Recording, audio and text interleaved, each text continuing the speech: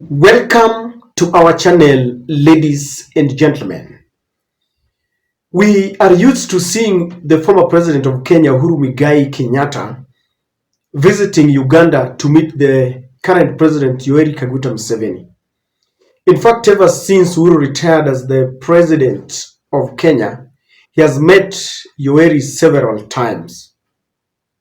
You know that Uhuru had established business empires in Uganda. The milk business was doing well, and at some point, you remember, William Ruto moved to terminate a contract that employed very many people in the Brookside milk supply company in Uganda, something that didn't go down well with the Yoweri. He complained that William Ruto was undermining that country and was pending his signature in a move that would deny very many people jobs in an environment where joblessness is really rocking very high. Even recently, when Uhuru was going to visit Shikedi for his inauguration ceremony when he was elected for the second time as the president of Congo, Uhuru ignored the Kenyan airline and instead chose to use Ugandan airline, and people were asking what is wrong. But if there is something that we are not so much used to, is Uhuru meeting the Tanzanian president, Madam Samia Suluhu. And that is why when they met today, speculations are already running high. It is reported there that on Tuesday, the former president attended the International Colloquium on Promoting Cross-Cultural Linguistics and Economic Diplomacy for Sustainable Futures in Dar es Salaam. They're saying that the event was jointly organized by the African Institute in Indigenous Knowledge System, and of course they met in State House, Tanzanian State House in Zanzibar, and pictures have been shared there. So after that cultural event, they compared notes. Now, the reason why this visit is eliciting a lot of speculation is the timing of this event. It is happening at a time when Uhuru's close ally and his friend, his handshake partner and brother, Raila Odinga, declared his interest in becoming the African Union Commission chairman when Musa Faki will, complete his tenure. And of course, this will be happening in 2025.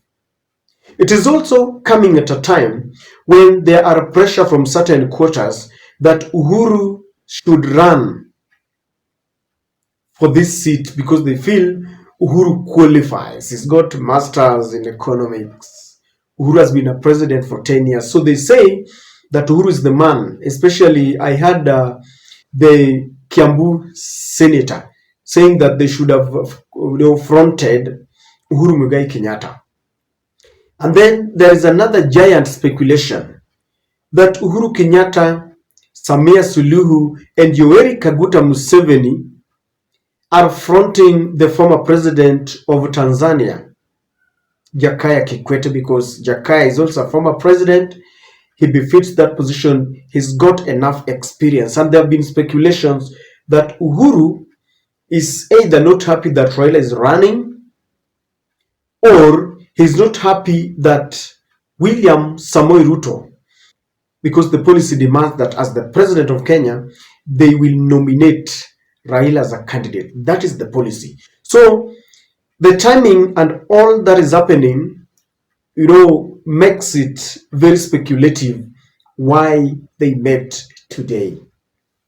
And in my very considered opinion, I want us to look at possibilities why Uhuru Kenyatta met Samia Suluhu at a time when I would call it a very precarious political moment. Before we do this, ladies and gentlemen, if you are watching this channel for the first time, please take a second and subscribe to our channel and click the notification bell. This will allow YouTube to notify you whenever we release a video like this. Please give this video thumbs up so that it can be recommended to more people. Help us share our videos. And to all our subscribers, allow me to thank you in a very, very special way. Ladies and gentlemen, in my very considered opinion, and I know many people are saying that maybe Uhuru has ditched Raila and is meeting Samia Suluhu so that they can cement the candidature of Jakaya Kikwete. But I want to humbly disagree. I have a feeling that Uhuru wants to help Raila in his campaign to achieve the end goal of becoming the African Union Commission chairman. This is happening because apart from the policy that demands that you must be nominated by your country, thereby forcing William Ruto to officially nominate Raila Amolo Odinga, there is another hand in it.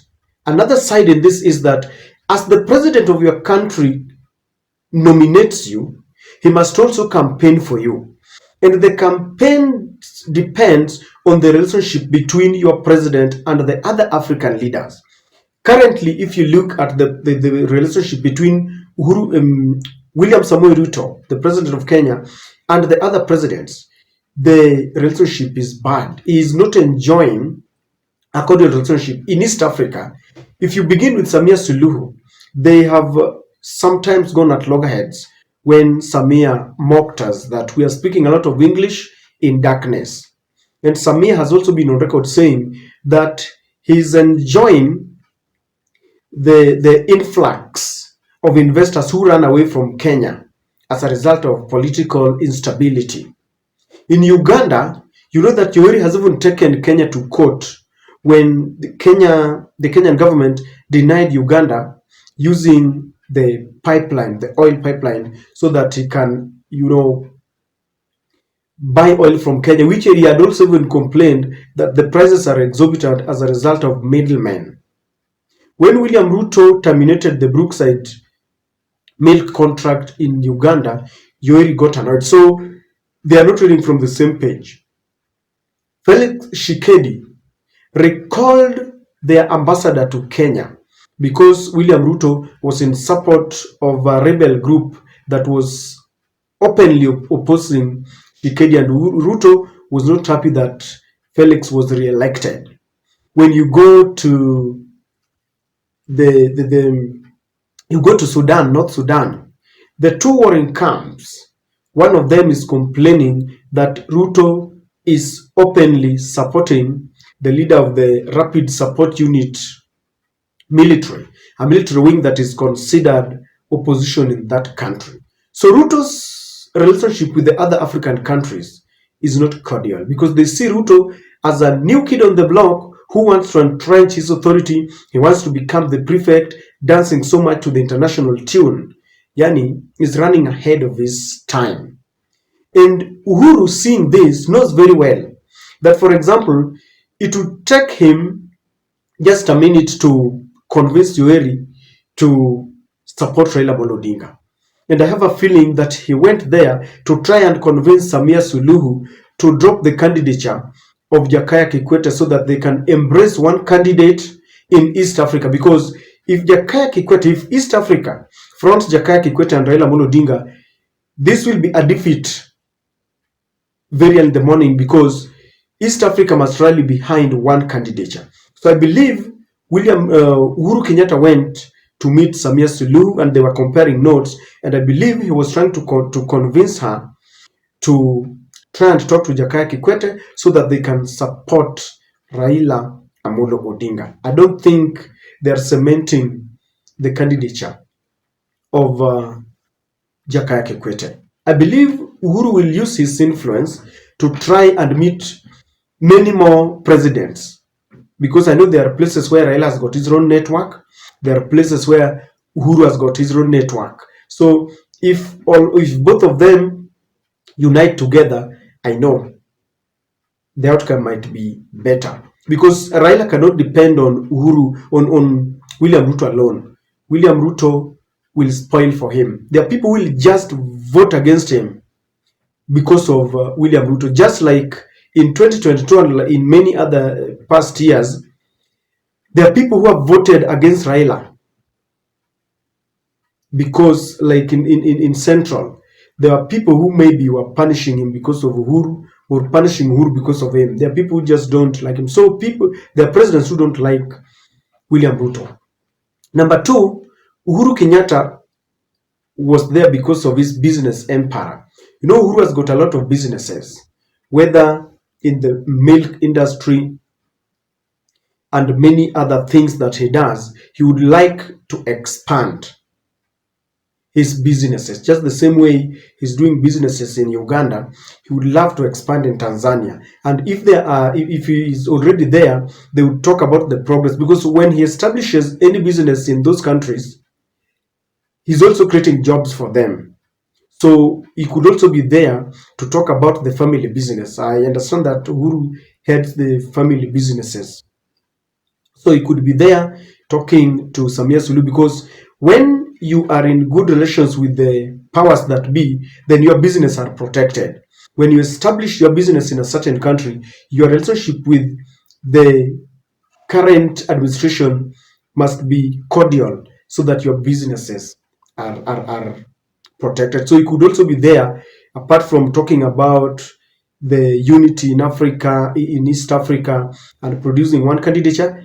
His businesses are also very important to him. And the third one, Uhuru could also be talking to Samia Suluhu about the peace in the surrounding. You know, he's been heading peace mission in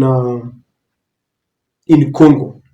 And you know, when there is political strife in a neighboring country, it also affects the other neighboring countries. For example, when we have porous borders and proliferation of guns, it really affects the insecurity or the security in the neighboring countries. So Uhuru, in his capacity, could also be talking to Suluhu about the security in the area and her take and what they need to do to ensure that there is peace in the surrounding. And that is why I believe that their meeting really discussed quite a lot. But the major one was the need for East Africa to produce one candidate.